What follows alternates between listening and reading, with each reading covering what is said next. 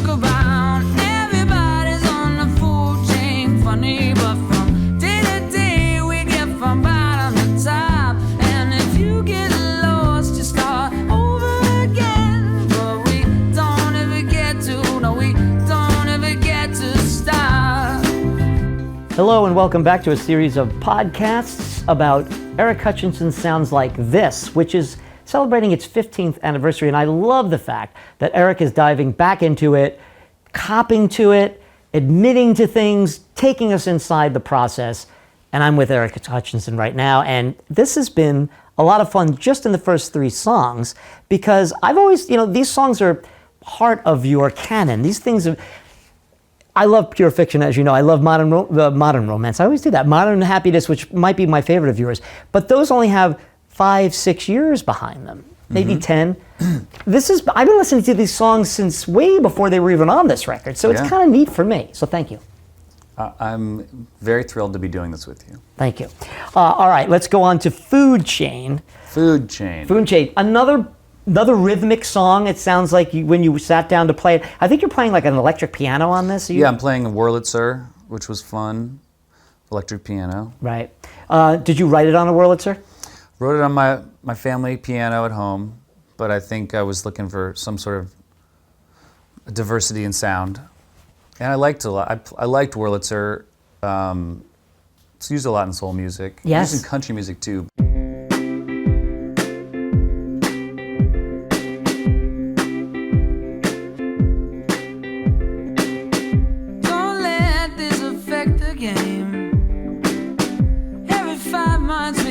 Same, but I never get used to putting you off. It works here because it's very understated. Like the first three songs are right there. You got Okay, It's All Right With Me, very rhythmic in your face. The second song, very soul, very, very, like I said, stacks. The third song, a lot of stuff going on in there musically. This one pulls back a bit. Was this also a concerted effort in segueing? This is a nice little journey. You don't have any ballads, but this is like the closest thing to let's mellow out here. Yeah, I think so. I think I talked about how I really sequenced this. I was paying a lot of attention to my favorite albums at the time, which were all vinyl records and were really sequenced as a first side and a second side. So you had to have an arc through the first half of the record and you had to have an arc through the second half of the record. And so this felt like a good bridge song to get us to rock and roll and finish out the first side of the album. So the first side has four songs. 5 songs. Rock and roll is the 5th. Right. So this was the bridge to get us to the big finale of side 1. Right, and that's one thing you said to me many times when we talked about it with, like, say, Someone Saved My Life Tonight by Elton John, which is the last song on the first side of my favorite record of all time, Captain Fantastic and the Brown Dirt Cowboy. So rock and roll being the last song on the first side speaks to that. That's your big single. That's a great way to end it up and introduce the second side. So the sequencing, very important here. I mean, I was really studying a lot of Stevie Wonder records. Fleetwood Mac Rumors is like... Fleetwood Mac Rumors ends with... Side 1 ends with... You Make Love and Fun is the last song on that one? No, now I'm ruining this whole thing. Cut this all out. No, wait a minute. Well, the second side starts with the chain. Yes, so it's a cool thing. It's like you flipped it over and then they're all... Whoa, okay, we're getting back into this. Right, exactly. This is groovy. Right. But I think the first time, doesn't it end with Don't Stop Thinking About Tomorrow? No, right. It ends with Songbird. Songbird, which is the way it should be. So they crush it with Songbird and then they're all... Exactly. And you get to drift off and then it kind of... Yes. It's it's a choice, it's a vibe, and I love it. The late, great Christine McVie, one of my favorite songs of all time. But so I was thinking about that, and so I was thinking about Food Chain. I love Food Chain. People have still continued to ask for that song, and I think I just felt it was a strong song. And no one could have scripted this. Who knows what'll come of it? I refuse to believe it was all just a waste. Just look around, everybody's on the food chain. Funny, but from day to day we get from bottom to top. And if you get lost, you start over again. But we don't ever get to, no, we don't ever get to stop.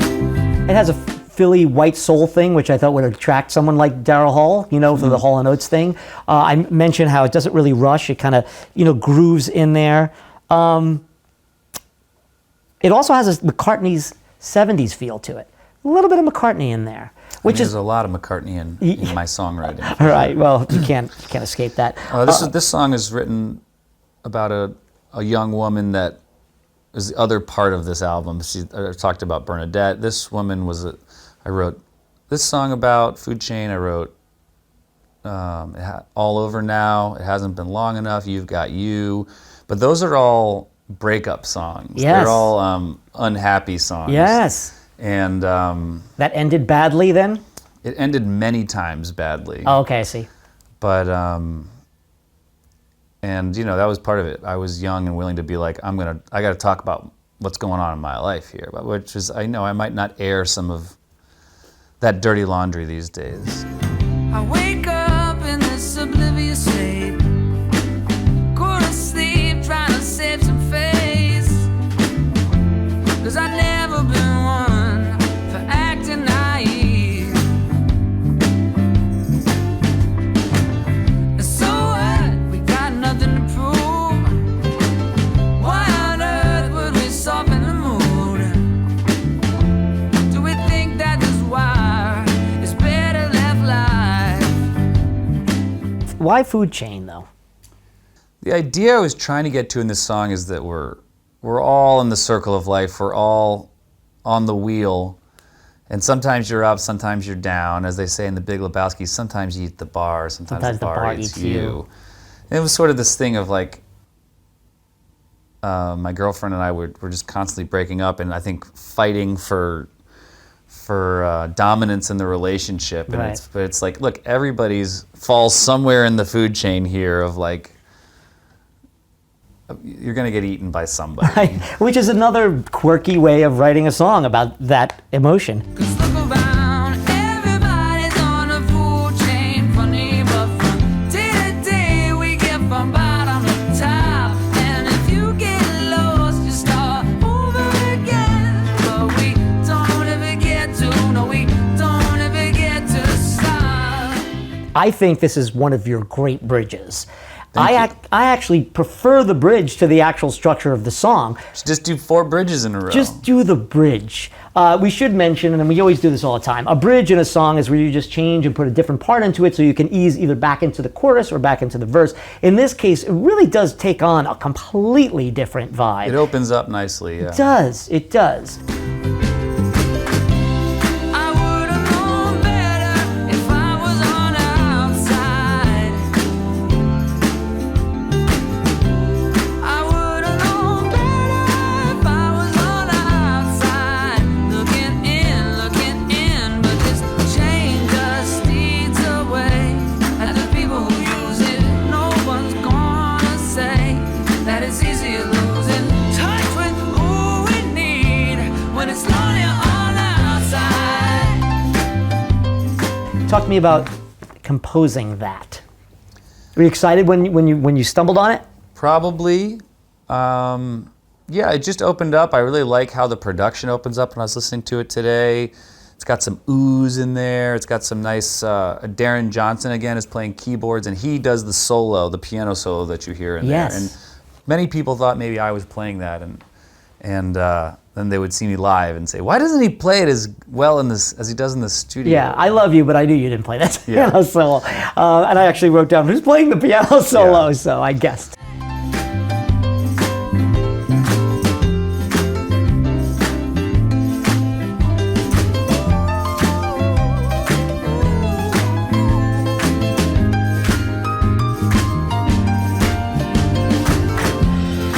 The one thing you mentioned time and time again in so many of these interviews we've done over the years, how much you really, like Brian Wilson or Stevie Wonder, you prize the vocals to get the emotion across, to get the lyrics across. And I think in this bridge, your vocals are sublime. They're just wonderfully structured. They're very high in timbre. This might be as high as you sing on this record. I don't know. Can you leave it in the comments, guys? Muso Geeks, can you The fact highest check note that? he's hitting on this record. I would've known better if I was on the outside. But I think it's a great tribute to your vocal prowess. If Thank I can you. say. Yeah. Thank you. I like this song. I've been singing it for a long time, and I'm proud of this song. This is another one of those things that this is what I wrote. I think you worked this song to a point where it is actually better live now. It's one of those ones. As if this was a template to build on. It makes me think, is it, I think we mentioned this before, but I'll ask the question because I jotted it down. Is it maturity, having lived with the song for a time?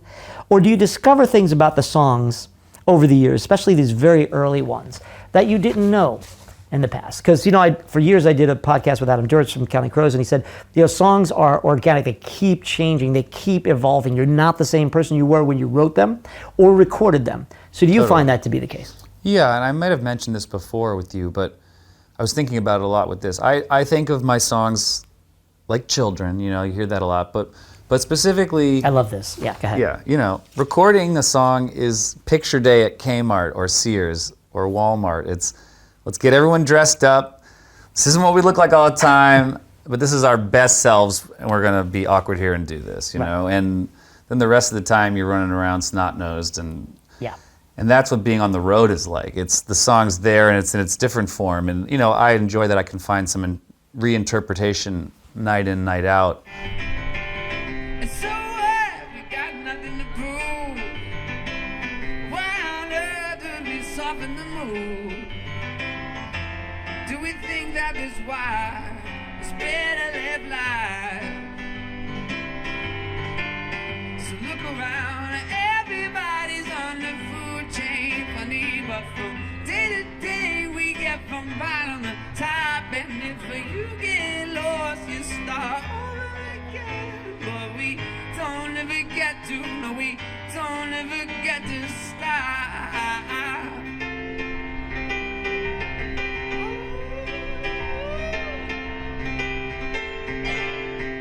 And I would've known better if I was on the outside. And I would've known better if I was on the outside. Looking in, but this chain just eats away at the people who use it. No one's gonna say that it's easy losing touch with who we need when it's lonely on the outside. Yeah, it's always a song I'm happy to see on the set list, and I'm happy to sing. Like it feels like it just, everything's in its right place, and it still fits together for me. I've never asked you this question. Can't believe it. All the years we've been doing this. Have you ever played a song, it must be yes, but you got to give me a good example, where you were just not having a good night, you're in a really bad mood, you play the song and it normally is A, and it comes out B. Or you wrote a really sad song, it's very deep, but then you're having a great night, and now you have to sing this down a song. Have you ever brought in whatever you're feeling at the moment on stage to the song you're singing, even though it's not in the original recording of the song? I don't understand the question. Do you ever bring the emotion you're feeling on stage at that moment to the song that you're playing? I mean, definitely. I think that's what performing is, and I think that's what... But is it different than what you originally put into the song? I think the challenge for me is not just singing the song from memory, but trying to reconnect as much as I can to why I wrote the song. If you really so you get yourself into that headspace for that song. If you really want to reinterpret it that way, yes. But maybe that's, part of it is I've got a lot of space between me and this song now, and maybe when I sing it now, I can sing it closer to the happy song it sounds like, kind of, than at the time. A lot of these songs that I wrote about this girl and the relationship, we were just breaking up and getting back together and breaking up and getting back together. And this song is a lot of that. I would have known better if I was on the outside. If I had some perspective, right, I would have known not to do this. But it just keeps happening, and here we go again. Right. I write this song also has some of your best lyrical work. Thank you. I wake up in the oblivious state to go to sleep, trying to save some face, because I've never been one for acting naive. And so what we've got, nothing to prove. Why on earth would we soften the mood? Do we think that this wire is better left live? I love that. I would have known better, as you said, if I was on the outside, looking in, but this change just eats away at the people who use it. No one gonna say that it's easier losing touch with who we need when it's lonelier on the outside. So you're choosing. That's a mood, and that's a mouthful. You're choosing to be miserable or to be confused than to be alone. I guess so. You know, and you're in the wheel, and it just keeps going, and you can't get out of it. Right. Not always the best advice, but that's what you're saying here. Yeah. All right. I Well, think food change. Listen, it's a song about. Is it frustration? Is that right? Is it frustration? I think so. Song? Yeah. It's confusion, and it's you put this one right after Outside Villanova. It's also got a lot of regret in it in a different way. It's a lot of why do I keep making these mistakes? Yeah, and you don't put it on. That's why I say you're hard on yourself. You don't put it on the woman here. You put it on yourself. You're both equally culpable in this misery. Yeah. That's not how she saw it when I started playing it live. Oh no! Oh, you got to tell me that. You know, She knew it was about her?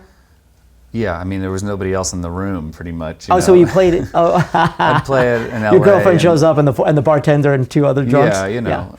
Early on, it can ruffle some feathers when you start using real people's names and real people's stories and things like that. So she didn't react well to this. No, but she was always a really big fan and supporter. But she didn't love the songs about her because I wrote sad songs about her. Right. Those are always the best ones, I think. All right, well, food chain it is. My name is James. That is Eric Hutchinson. We're going to the final song on the first side. Next on this celebration of 15 years of Sounds Like This. Everybody